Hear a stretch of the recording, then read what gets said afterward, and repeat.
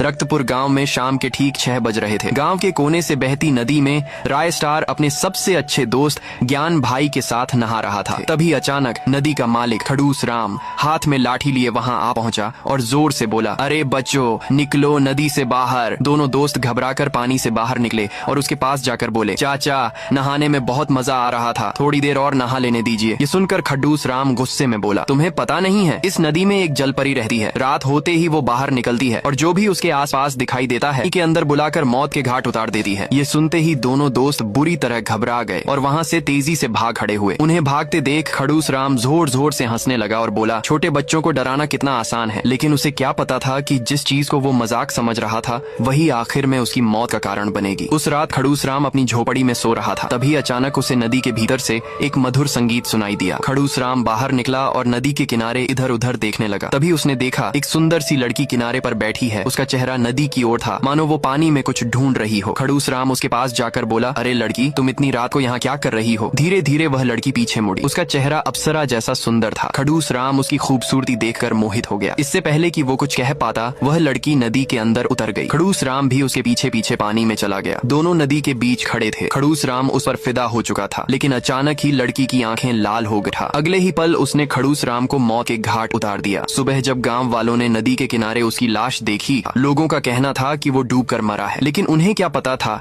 कि ये तो बस शुरुआत ही। उस दिन के बाद से हर रोज नदी के किनारे लाशें मिलने लगी और हर रात वही मधुर गीत गूंजता था। आखिरकार इन घटनाओं से परेशान होकर गांव के सरपंच भोला बाबू ने एक अघोरी साधु बाबा बेरोजगार को बुलाया। सांझ होते ही बाबा बेरोजगार नदी के किनारे पूजा करने बैठे, लेकिन तभी अचानक एक अदृश्य शक्ति ने उन्हें हवा में उठाकर सीधे नदी में पटक दिया। सबके सामने नदी से वही जलपरी बाहर निकली और बाबा बेरोजगार को मार डाला। ये दृश्य देखकर गांव वाले घबराकर इधर उधर भागने लगे, लेकिन जलपरी ने सबको मौत के घाट उतार दिया और हंसते हुए फिर से नदी में समा गई। राय स्टार और ज्ञान भाई एक कोने में छिपे हुए थे। उन्हें लगा कि वे बच गए हैं। उस रात जब गांव के सब लोग सो चुके थे, नदी के भीतर से फिर वही मधुर गीत गूंजा, लेकिन इस बार उसकी आवाज सिर्फ नदी तक सीमित न रही बल्कि आसपास के सारे गांवों में फैल गई। जिस किसी ने भी वह गीत सुना वह अपने आप घर से बाहर निकल आया और नदी की ओर चल पड़ा। कुछ ही देर में पूरा गांव नदी के किनारे इकट्ठा हो गया। राय स्टार और ज्ञान भाई भी वहीं खड़े थे। धीरे धीरे सब लोग नदी में उतरने लगे और रहस्यमयी ढंग से एक एक कर गायब हो गए। अगर आपको भी इस वीडियो का भाग 2 चाहिए तो इस वीडियो को लाइक करें और कमेंट में लाल दिल भेजें। और वीडियो देखने के लिए धन्यवाद।